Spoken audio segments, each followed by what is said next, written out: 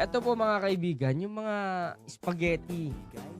Unti-unti hong ano yung mga spaghetti, yung mga spaghetti diyan sa Binondo, Taft, inuunti-unti. Shoutout talaga kaya sa pamumuno ho ni Mayor Yorme Isko Moreno. Congrats po at saludo po sa inyong pamumuno. Tignan yung mga spaghetti, oh.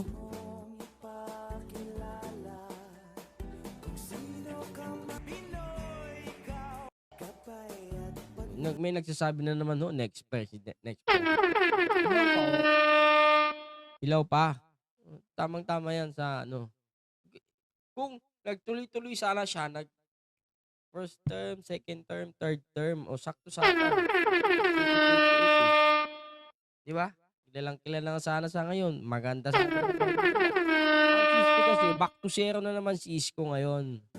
Kung ginawa niya yung time niya, sabay sila ni Vico Soto. Oh, di maunlad, maganda na ang Maynila.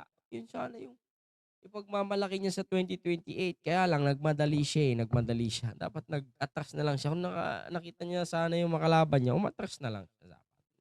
Hindi eh. Eh, kulang pa eh, kulang. Ngayon, nagsisimula na naman siya. Another 9 years, 6 years, 9 years na naman. Ewan ko kung anong gagawin niya sa mga susunod na taon. Yun lang, hanggang sa muli. At saway gayahin ng mga iba-ibang mayors. To, tanggalin nila yung mga spaghetti. May magawa naman ng Meral. Hindi nila yan. Ito, napakadami. Spaghetti war sa Manila, tatapusin na ni Yorme Isko. Grabe, bilis kilos talaga. Bilis kilos na campaign jingle niya. Tama, pero kulang. Ayun lang, hanggang sa muli. Magandang araw po at have a nice day.